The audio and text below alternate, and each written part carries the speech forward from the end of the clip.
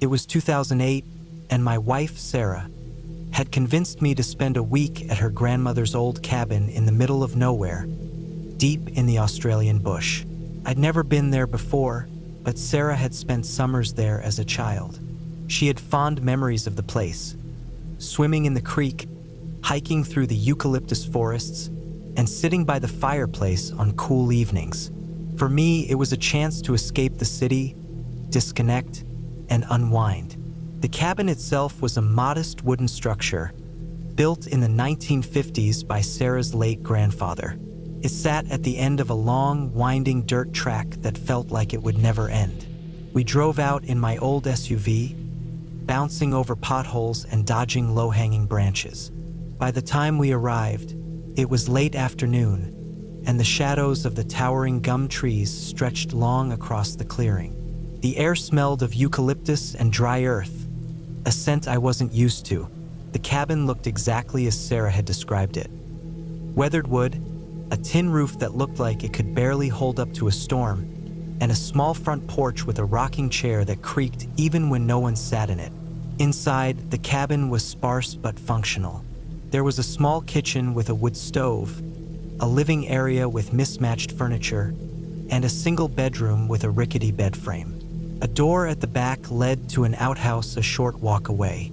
It was rustic to say the least, but it had its charm. The first night was uneventful. We cooked a simple dinner, lit a fire, and sat outside watching the stars. The silence of the bush was both calming and unnerving. I wasn't used to it. In the city, there's always some background noise. Out here, it was so quiet I could hear my own heartbeat. The next day, we explored the area. There was an overgrown trail leading down to a creek about half a kilometer from the cabin. The water was cold but clear, and Sarah waded in while I skipped stones. The bush was dense with towering trees, thick shrubs, and patches of dry grass. It was beautiful, but it felt isolating. The trees seemed to close in on us, their twisted branches forming a canopy that blocked out the sun in some places. By the third day, I started to feel uneasy. It was subtle at first, a sense that we weren't entirely alone. I couldn't explain it, but I felt like we were being watched. I brushed it off as paranoia. After all, I wasn't used to being so far from civilization. That afternoon, while Sarah was napping, I decided to chop some wood for the fireplace. The axe was old but sharp enough, and there was a pile of logs stacked by the shed. As I worked, I kept hearing faint rustling sounds coming from the bush. I stopped and listened, but there was nothing, just the wind in the trees. Still, the feeling of being watched lingered. Later that evening, as the sun set, we heard something unusual. It was a low, guttural sound, almost like a growl, coming from the direction of the creek. Sarah thought it might be a kangaroo or a wild dog, but I wasn't so sure. Whatever it was, it sounded big. We decided to stay inside for the rest of the night. I bolted the door and made sure the windows were locked. We sat by the fire, trying to ignore the noises outside.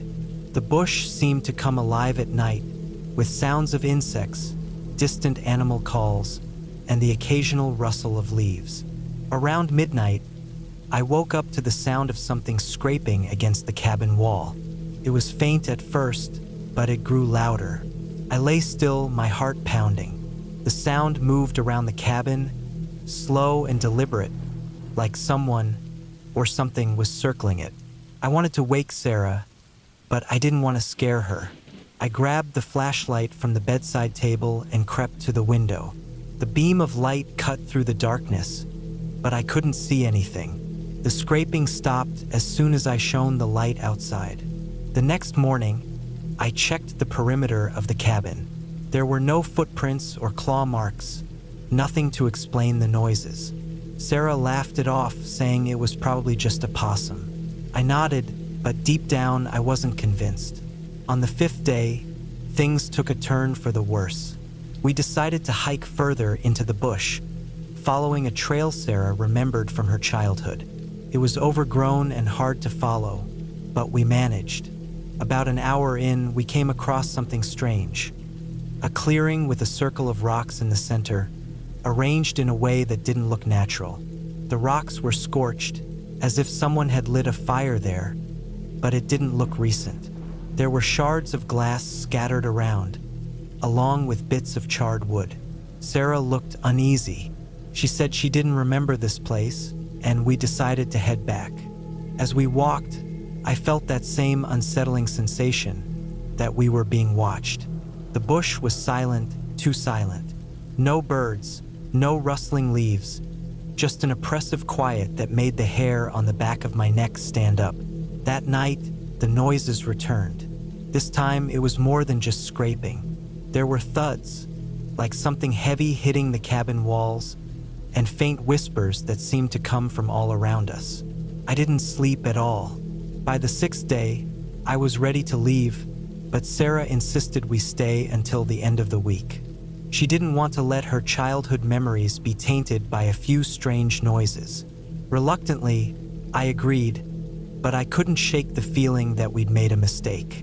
That evening, as the sun dipped below the horizon, I noticed something shiny in the distance, just beyond the tree line. It looked like metal, reflecting the last rays of sunlight. I pointed it out to Sarah, but when we went to investigate, it was gone. Back at the cabin, the atmosphere was tense. We barely spoke as we ate dinner, and I kept glancing at the windows, half expecting to see something staring back at me. That night, I woke up to the sound of the front door rattling. Someone was trying to open it. My heart raced as I grabbed the axe from beside the bed. I stood frozen, listening. The rattling stopped, but then came a loud bang, as if something heavy had been thrown against the door. I yelled out, hoping to scare off whoever, or whatever, was out there. There was no response, just silence. Then, the whispers started again, low and guttural, coming from all around the cabin. We didn't sleep at all that night. As soon as the sun rose, we packed up and left. The drive back to the city was silent, both of us too shaken to talk. I don't know what we encountered at that cabin, but I know I'll never go back. Something out there wanted us gone, and I wasn't about to argue.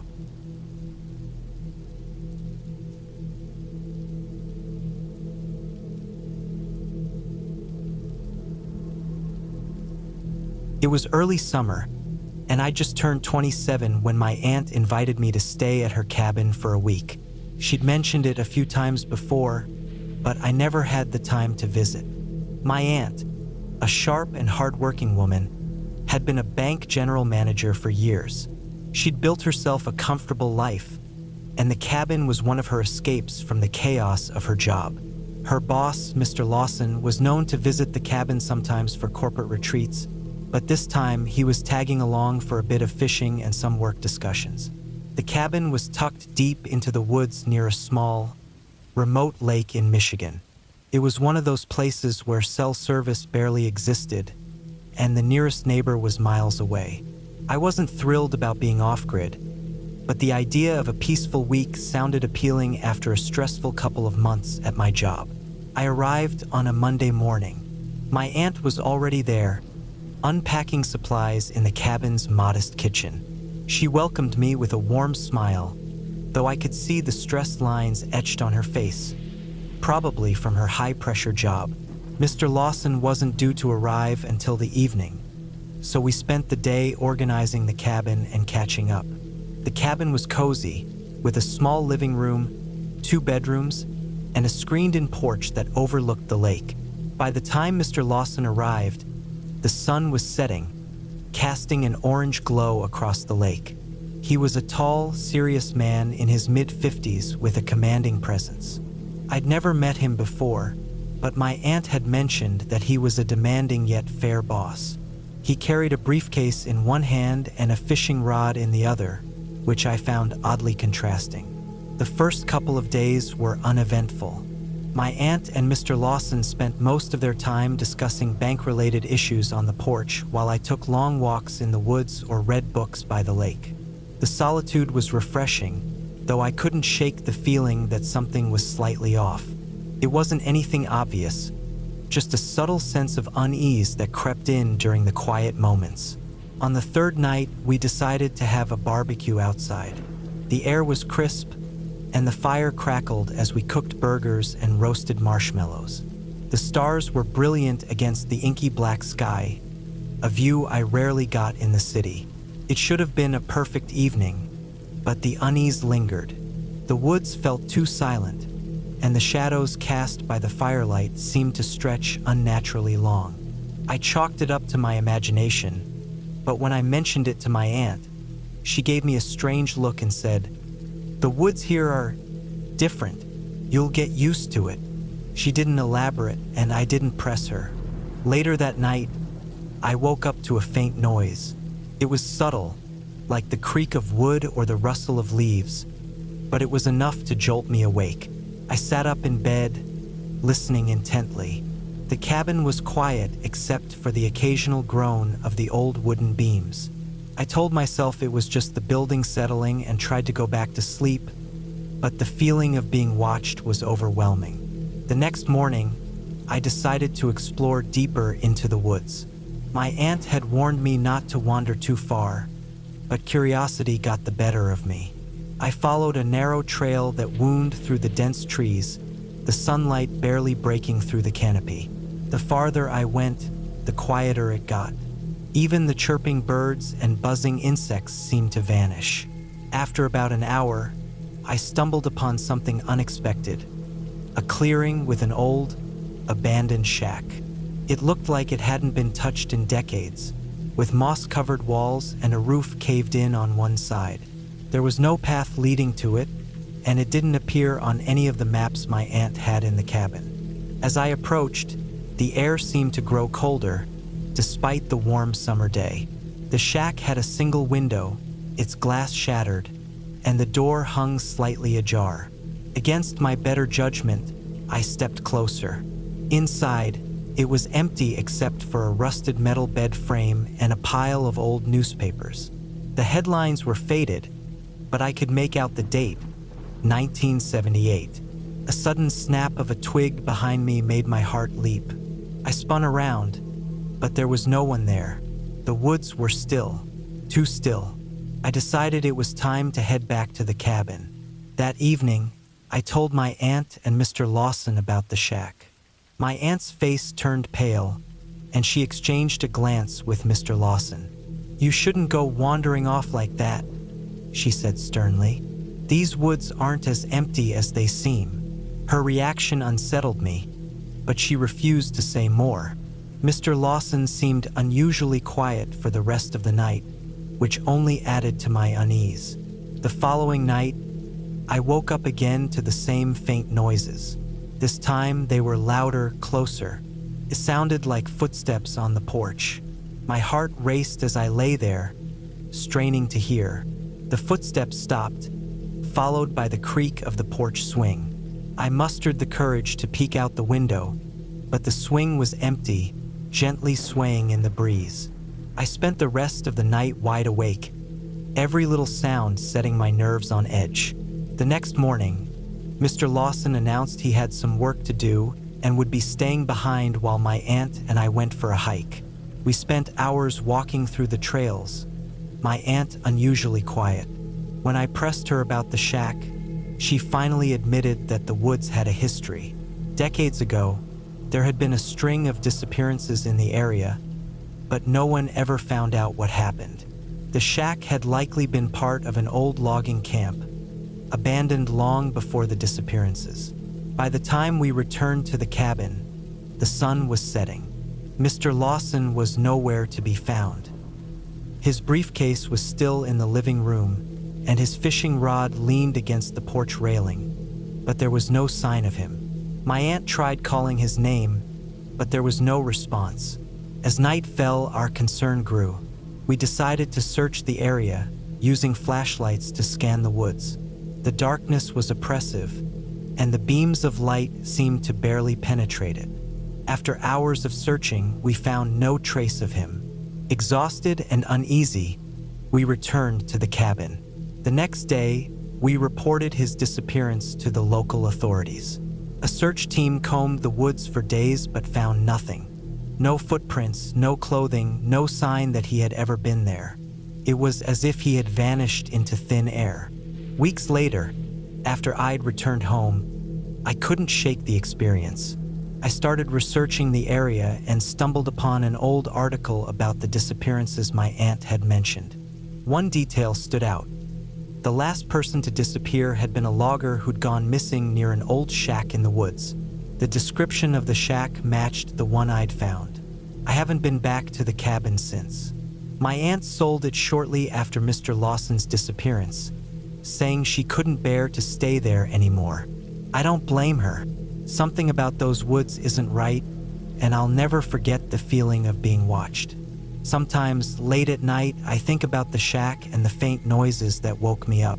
I wonder if whatever's out there is still watching, waiting for its next visitor.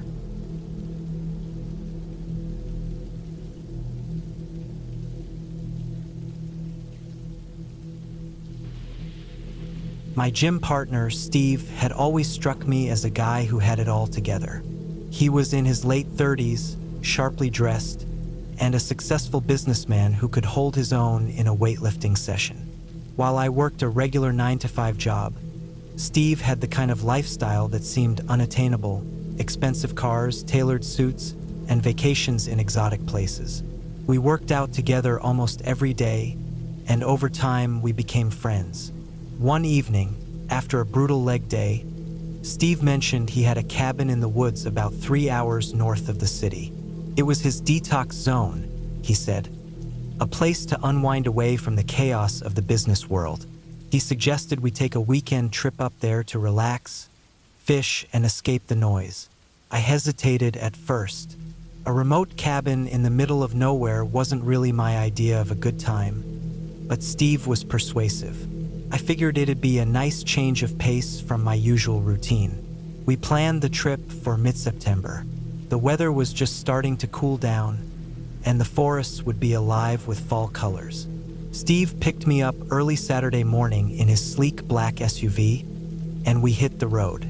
The drive started on smooth highways but quickly turned into winding back roads. Dense trees flanked the gravel path, their branches forming a canopy overhead. "Almost there," Steve said as the SUV jolted over a pothole. Eventually, we pulled into a clearing where the cabin sat. It was modest, 2 stories with a wraparound porch. The wood was weathered but sturdy, and the windows reflected the surrounding forest. The air was crisp, carrying the faint scent of pine and damp earth. Inside, the cabin was surprisingly well kept. The main floor had a living room with a stone fireplace, a small kitchen, and a dining area. Upstairs were 2 bedrooms. The walls were decorated with old hunting photos and maps, giving the place a rustic charm. "This is where I come to clear my head," Steve said, tossing his duffel bag onto the couch. We spent the first few hours unpacking and settling in. Steve had brought steaks, beers, and even a portable speaker for music. By the time the sun started dipping below the treetops, we had a fire roaring in the fireplace, and the smell of grilling meat filled the cabin. As the evening wore on, the isolation began to sink in. The cabin was miles away from the nearest town, with no cell service and only the faint hum of the forest to keep us company. Steve seemed at ease, but I couldn't shake the feeling that we were completely cut off from the rest of the world. That night, I struggled to sleep. The bed was comfortable enough, but the silence was deafening. Every creak of the wooden walls and rustle of the trees outside felt magnified. At one point, I thought I heard footsteps on the porch. I sat up, my heart pounding, but the sound didn't come again. The next morning, Steve suggested we go hiking. There was a trail about a mile from the cabin that he said led to a beautiful overlook. We packed some water bottles and snacks and headed out. The trail was narrow, winding through dense undergrowth. Sunlight filtered through the trees, casting dappled shadows on the ground. About halfway through the hike, we came across a clearing. In the center was an old, abandoned structure, what looked like a shed or a small shack. The wood was rotting, and the roof had partially caved in. "Never seen this before," Steve muttered, walking closer to the structure. Something about the shack unsettled me. It didn't look like it had been used in years, yet the area around it seemed oddly clear of debris, as if someone had been maintaining the space. "Let's keep moving," I said, trying to shake off the unease. We reached the overlook a little later. The view was breathtaking. Rolling hills covered in fiery red and orange leaves stretched as far as the eye could see. Steve snapped a few photos, and we sat on a rock, eating our snacks in silence. On the way back, we passed the shack again. This time, I noticed something I hadn't seen earlier: a path leading away from the back of the structure, deeper into the woods. It was faint, barely more than a trail of flattened grass, but it was there. "Probably a deer trail," Steve said when I pointed it out. Back at the cabin, the atmosphere felt different. I couldn't put my finger on it, but something was off. The air seemed heavier, and the shadows in the corners of the room felt darker. I chalked it up to my overactive imagination and tried to focus on dinner. That night, I heard the footsteps again. They were faint but deliberate, moving across the porch. I froze, straining my ears to confirm what I was hearing. Then, as suddenly as they had started, they stopped. I debated waking Steve but decided against it. Instead, I grabbed a flashlight and crept to the window. The beam of light cut through the darkness, illuminating the porch. Nothing. I barely slept that night. The next day, Steve suggested we check out a nearby lake. We spent the afternoon fishing and lounging by the water. It was peaceful, but I couldn't shake the feeling that we were being watched. Several times, I thought I saw movement in the trees, but when I looked closer, there was nothing there. As we packed up to leave, I noticed something strange. On the far side of the lake, where the trees were thickest, a figure stood just at the edge of the water. It was too far to make out any details, but it was definitely a person. "Steve, do you see that?" I asked, pointing, but when he looked, the figure was gone. Back at the cabin, I finally told Steve about the footsteps I'd heard. He laughed it off, saying it was probably animals, but I could tell he was uneasy. That night, the footsteps came again. This time, they didn't stop at the porch. I heard them circling the cabin, the sound of boots crunching on gravel. My stomach twisted into knots. Steve grabbed his flashlight and went to the window. "Nothing out there," he said, but his voice lacked confidence. The next morning, we decided to cut the trip short. We packed up quickly, eager to leave the cabin behind. As we loaded the SUV, I noticed something that made my blood run cold. In the dirt right outside my bedroom window were footprints. They weren't animal tracks or random scuffs in the dirt. They were human footprints, large and unmistakable. We didn't say a word as we drove away, but the silence was heavy with unspoken fear. Whatever was out there, it had been watching us. And as we pulled onto the main road, I couldn't help but glance back. The cabin stood silent and still, but I thought I saw a figure standing in the shadows of the porch. Steve didn't bring up the trip again, and neither did I. But I haven't been back to the woods since, and I never will.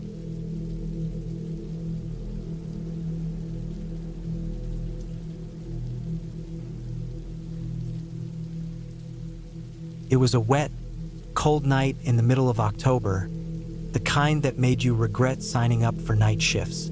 The rain had been coming down in sheets for hours, drenching everything in its path and turning the rural roads into muddy streams.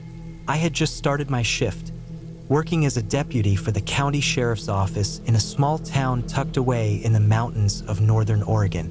Nights like these were usually quiet, too quiet, but something about this one felt off from the start. The first few hours dragged by. My patrol car's wipers squeaked against the windshield, barely keeping up with the downpour. I checked the usual spots: deserted highways, empty parking lots, and the occasional back road where kids liked to gather and drink. There was nothing. The radio crackled with static, punctuated only by the occasional dispatch for minor calls.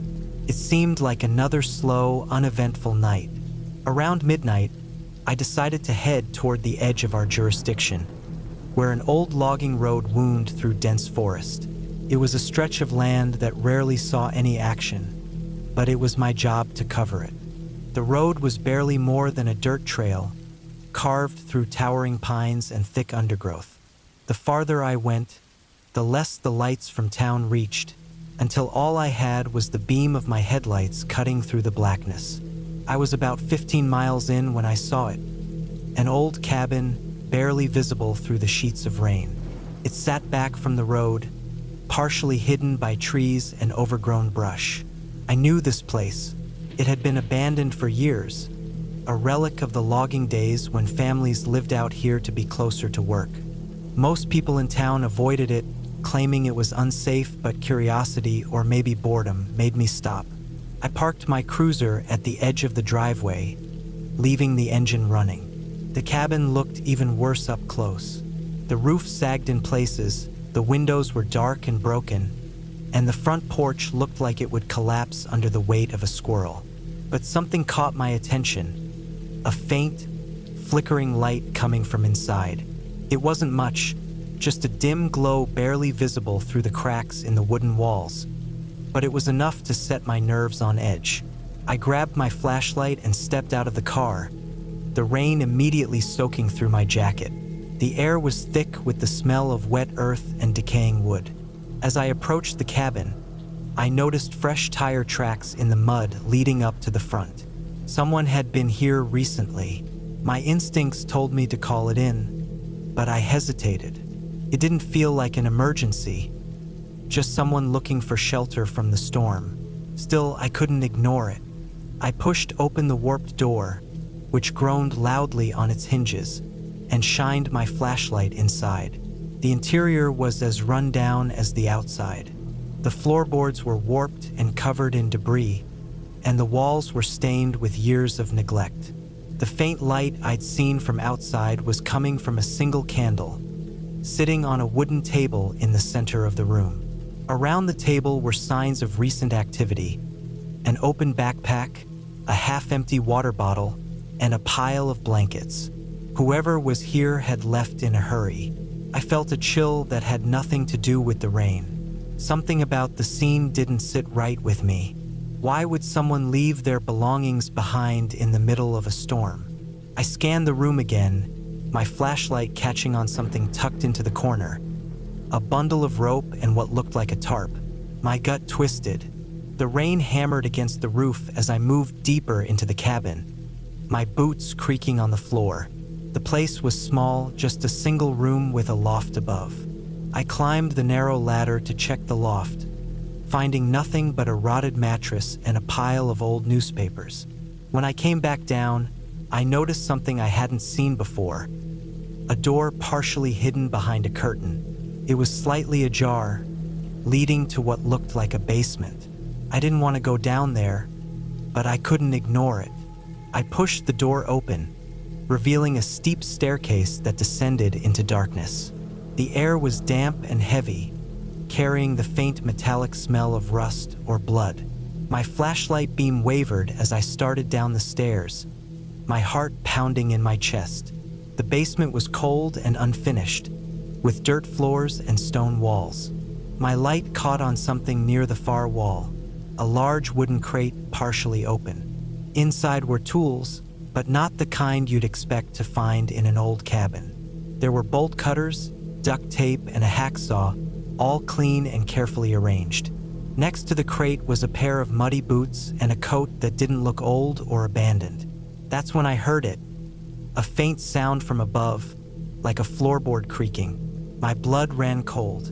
Someone was in the cabin. I turned off my flashlight and drew my weapon, moving as quietly as I could back up the stairs. The house was dark and silent, but I could feel someone there, just out of sight. My mind raced with possibilities. Whoever it was, they had come back while I was in the basement, and they hadn't made their presence known. I crept toward the front door, but before I could reach it, a sudden flash of movement caught my eye. A figure darted past the window, heading toward my patrol car. I ran outside, slipping in the mud as I went. The rain was coming down even harder now, making it almost impossible to see. By the time I reached the driveway, the figure was gone, but my cruiser's driver's side door was wide open. The keys were still in the ignition, but the radio was dead, its wires cut cleanly. Whoever this person was, they had planned for this. I felt exposed, standing there in the rain with no way to call for backup. I scanned the tree line, my flashlight cutting through the darkness, but there was nothing, just the sound of rain and my own ragged breathing. I decided to leave. Whatever was happening here was bigger than me, and without communication, I was vulnerable. I got into the car and started the engine, my eyes darting to the rearview mirror as I backed out of the driveway. The road was slick, and the tires struggled for traction as I sped away from the cabin. But the feeling of being watched didn't leave me.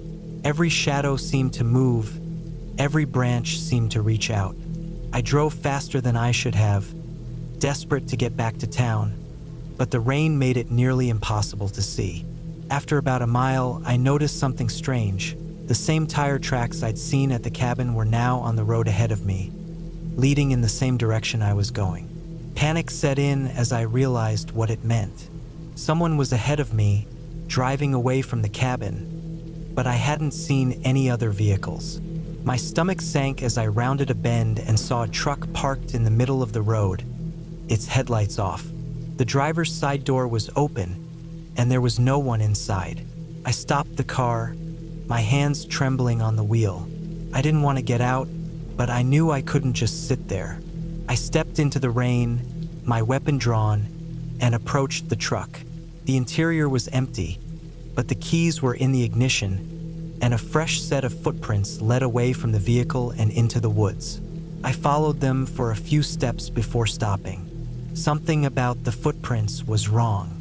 They were uneven, like whoever made them was injured or carrying something heavy. I turned back toward my car, but before I could take another step, I heard a noise behind me. It was faint, almost drowned out by the rain, but unmistakable. A low, guttural sound, like a growl. I turned, my flashlight sweeping the trees, but there was nothing there. My heart was racing now, my every instinct screaming at me to run. I didn't wait to find out what was making that sound. I sprinted back to my car and drove as fast as I could, not stopping until I reached the safety of the station. The rest of the night passed in a blur. I filed my report, leaving out some of the stranger details, and handed it off to the sheriff. He nodded but didn't say much, and I could tell he didn't believe me. But I know what I saw, or rather what I felt. That cabin wasn't just an abandoned relic of the past. Someone or something was out there watching, waiting, and I wasn't going back to find out what it was.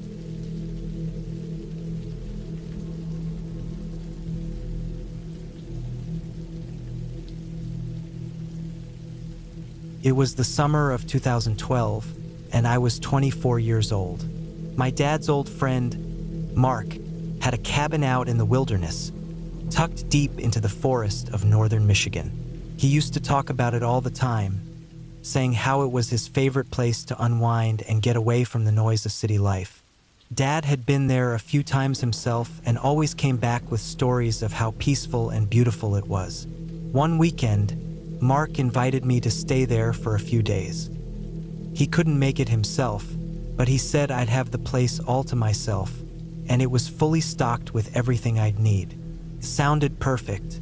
I'd been feeling burned out from work, and the thought of being surrounded by nothing but trees and fresh air sounded like exactly what I needed. I packed light, just some clothes, a few books, and my hiking gear. Mark had given me a detailed set of directions since the cabin wasn't on any GPS system. He'd warned me about the remoteness, saying there wouldn't be any cell service and that the nearest neighbor was miles away. That didn't bother me. In fact, it made the trip even more appealing. The drive up was uneventful, but the farther I got from civilization, the more I noticed how quiet everything became. The hum of the highway gave way to the rustling of trees and the occasional chirping of birds. By the time I turned onto the narrow dirt road leading to the cabin, I hadn't seen another car for almost an hour. The road was bumpy and overgrown, with branches scraping against the sides of my car. It felt like I was heading into another world, one far removed from the bustling city I'd left behind. When I finally arrived, the cabin was exactly how Mark had described it. It was small but cozy, with a wooden porch that overlooked a small clearing. Beyond the clearing, the forest stretched as far as the eye could see. Inside, the cabin was rustic but well kept. There was a small kitchen, a living area with a fireplace, and a bedroom in the back. A set of old hunting rifles hung on the wall, and a stack of firewood was neatly piled by the door.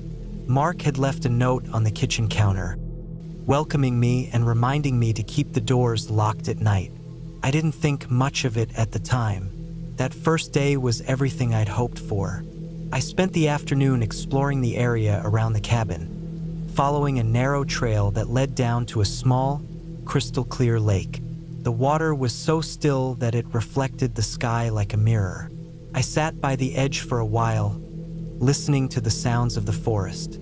There was a peace to the place that I hadn't felt in years.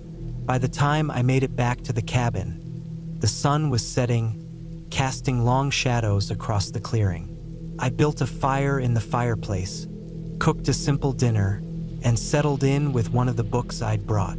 The night was eerily quiet. I'd always thought of the forest as a noisy place, full of chirping crickets and hooting owls, but here, there was nothing. It was so silent that I could hear the blood rushing in my ears.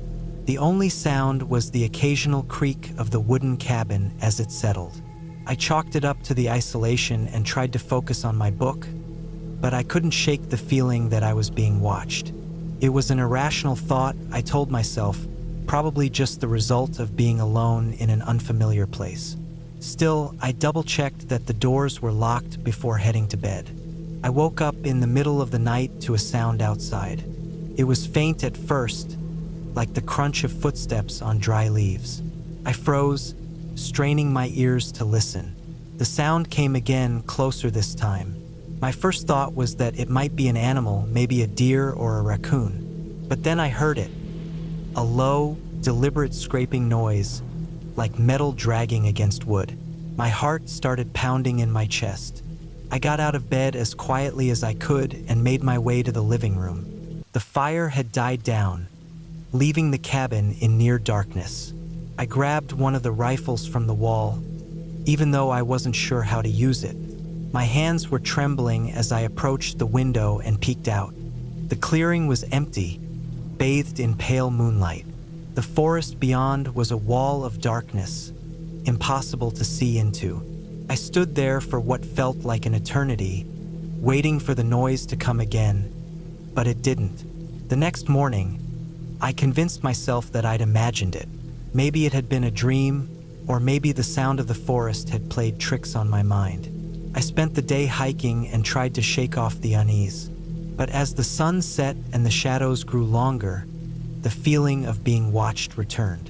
I couldn't relax, not even with the fire blazing and a book in my hands. Every little creak of the cabin made me jump, and I found myself glancing at the windows more than once. That night, the noises came again. This time, they were louder, more deliberate. Footsteps circled the cabin, slow and heavy, like whoever or whatever was out there wanted me to know they were there. The scraping sound came again, louder than before, and this time it was unmistakable. It was coming from the front porch. My heart was in my throat as I crept to the door, rifle in hand. I didn't dare open it, but I peered through the peephole. The porch was empty. The rest of the night was a blur of fear. I didn't sleep, didn't move from my spot by the door. The footsteps came and went, sometimes close, sometimes farther away, but they never left the clearing. By the time the sun rose, I was exhausted but determined to leave. I packed my things in record time and headed to my car, constantly glancing over my shoulder. The forest felt different in the daylight, less peaceful, more oppressive. When I reached my car, I saw it. Deep, jagged scratches running down the driver's side door. The kind of marks that no animal could make. My blood ran cold as I realized that whatever had been outside the cabin last night had been inches away from me, separated only by a thin wooden wall. I didn't look back as I drove away, my tires kicking up dust on the narrow dirt road. The cabin disappeared in my rearview mirror, swallowed by the trees. I never told Mark what happened, and I never went back. But sometimes, when I'm alone at night, I think about those footsteps and the scratches on my car. I wonder who or what was out there in the woods watching me, and I wonder if they're still there, waiting for the next guest who comes to the cabin, thinking they're alone.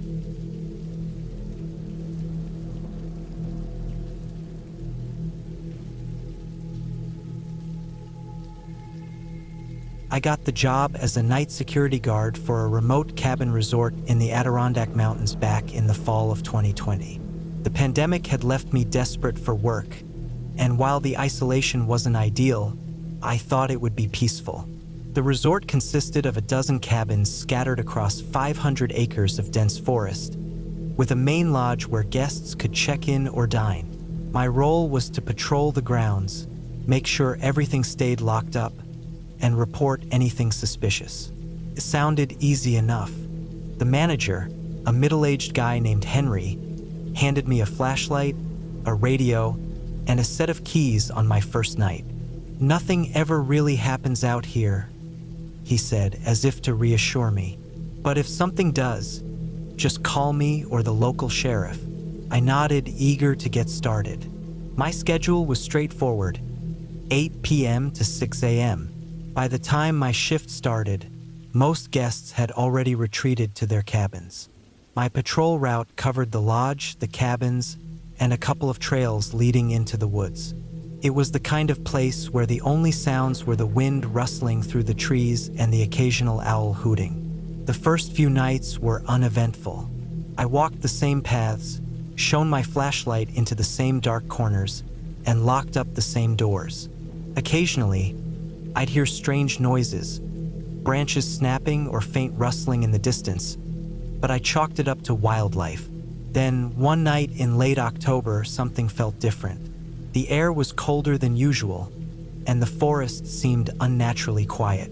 I started my patrol as always, checking the lodge first. The building was empty, just as it should have been. I locked the doors and moved on to the cabins. As I approached cabin 6, I noticed the porch light was on. That struck me as odd because I distinctly remembered turning it off during my earlier rounds. I stepped onto the porch, my boots creaking against the wooden planks, and peered through the window. The cabin appeared empty, but something didn't feel right. I unlocked the door and stepped inside. The cabin smelled musty, like it hadn't been aired out in weeks. The furniture was undisturbed, and the bed was neatly made. Still, I couldn't shake the feeling that someone had been there recently. I locked the door behind me and moved on. The rest of the night was quiet, but that uneasy feeling lingered. The next morning, I told Henry about the light at cabin 6. He shrugged it off, saying it was probably just a wiring issue. I wanted to believe him, but deep down, I wasn't so sure. A week later, things escalated. I was patrolling near the trailhead when I noticed footprints in the dirt. They were fresh, leading from the woods toward the cabins. I followed them for about 50 yards before they disappeared. The ground was too rocky to hold any more impressions. I scanned the area with my flashlight, but I didn't see anything unusual. That night, I kept my hand on my radio, ready to call for backup at the slightest sign of trouble. Around 2 a.m., as I was walking past cabin 8, I heard a faint tapping sound. It was rhythmic, almost deliberate, like someone was knocking lightly on glass. My heart raced as I approached the cabin. The tapping stopped. I circled the building, shining my flashlight on the windows and doors. Everything was locked, and the cabin appeared empty. Still, I couldn't shake the feeling that I was being watched. By the time my shift ended, I was on edge. I couldn't wait to get back to my small apartment in town and away from the oppressive silence of the forest. But the feeling of unease followed me. The next night, I decided to bring my own flashlight, a heavy-duty model with a brighter beam than the one Henry had given me. As I walked my usual route, I felt a little more confident. That confidence didn't last long. Around midnight, I noticed a light flickering in the woods. It wasn't a steady glow like a flashlight or a lantern. It was more like a flame, wavering in the darkness. I hesitated, debating whether to investigate. Against my better judgment, I stepped off the trail and into the trees. The light seemed to move away as I approached, drawing me deeper into the forest. After about 10 minutes, I realized how far I'd strayed from the main path. I stopped, shining my flashlight in a wide arc. The flame was gone. That's when I heard it, a low, guttural sound, like someone exhaling sharply. I spun around, my flashlight catching glimpses of movement in the shadows. My pulse quickened as I realized I wasn't alone. I backed away slowly, keeping my light trained on the area where I'd seen the movement. The sound came again, closer this time. My foot caught on a root, and I stumbled, falling hard onto the forest floor.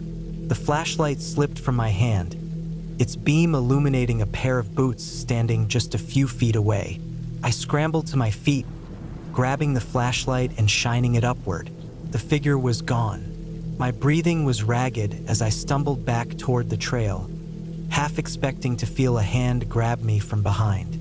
When I finally reached the cabins, I locked myself in the maintenance shed and stayed there until dawn.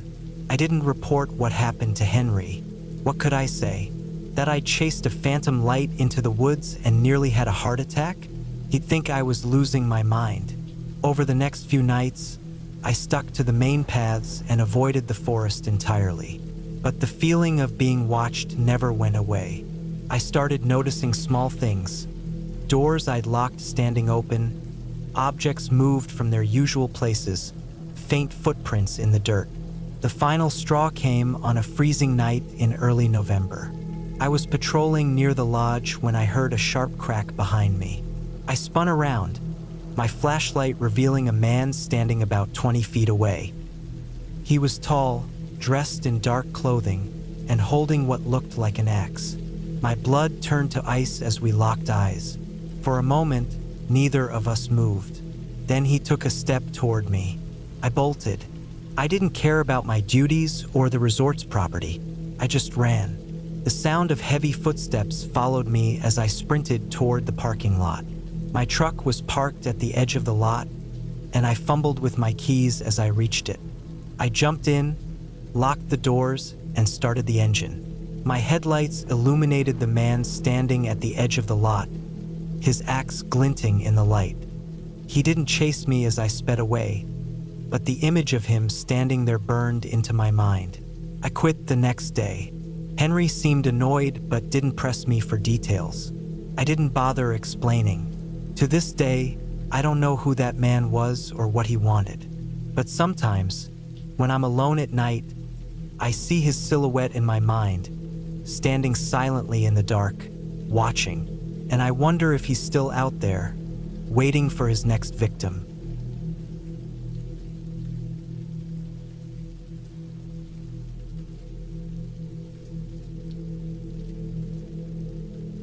It was late December, and the winter storm that had been brewing for days finally hit.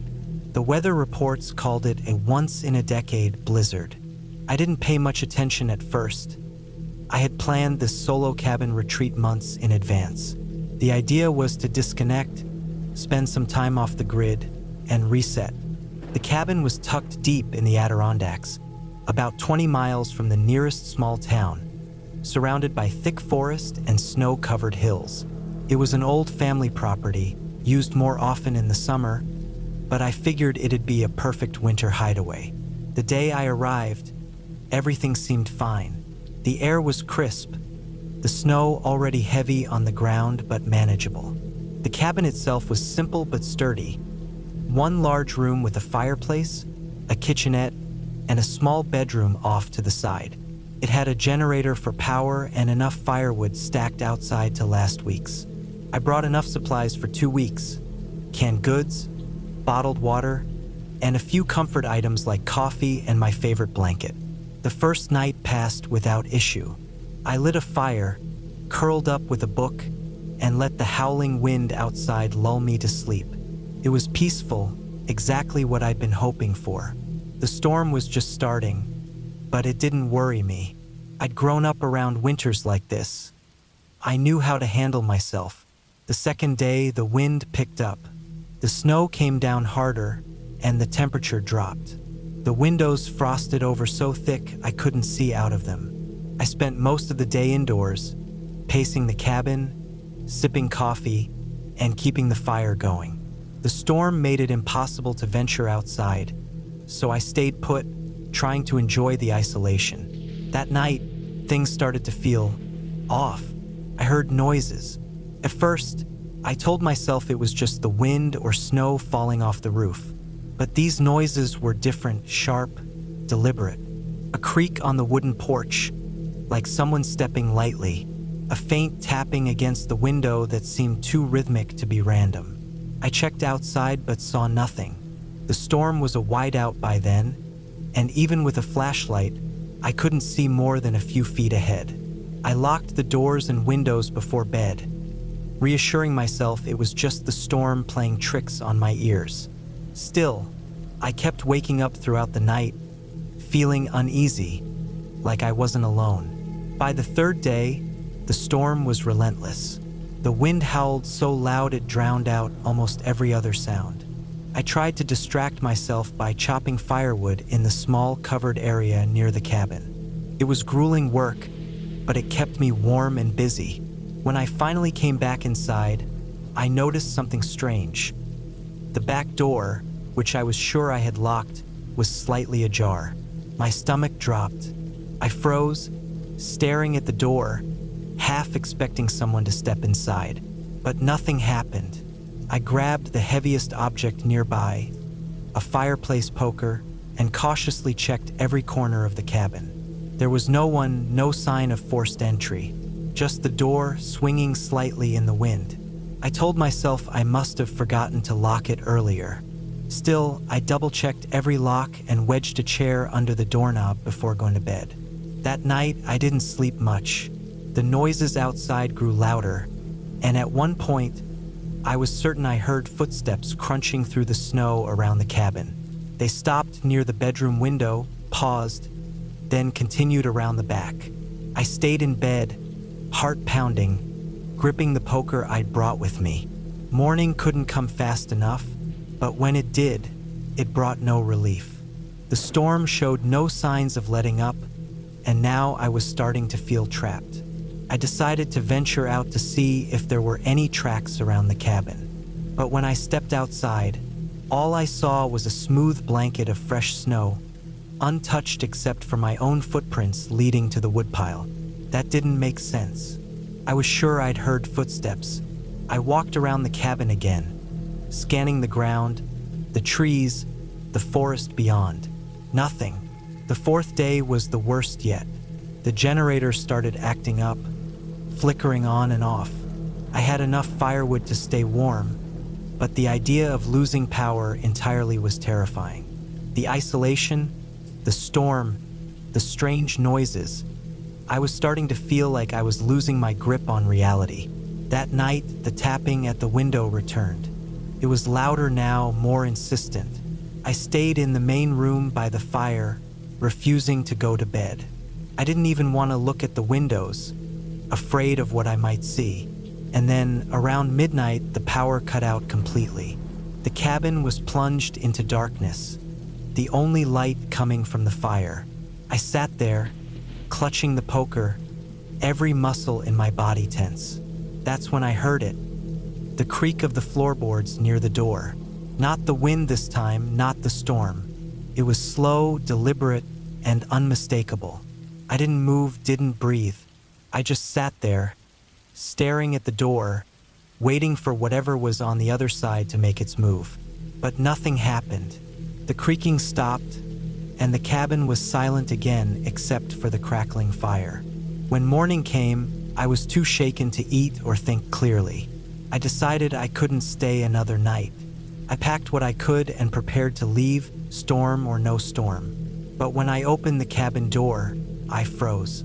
There, in the snow, were footprints, human footprints, leading from the forest to my porch and back again.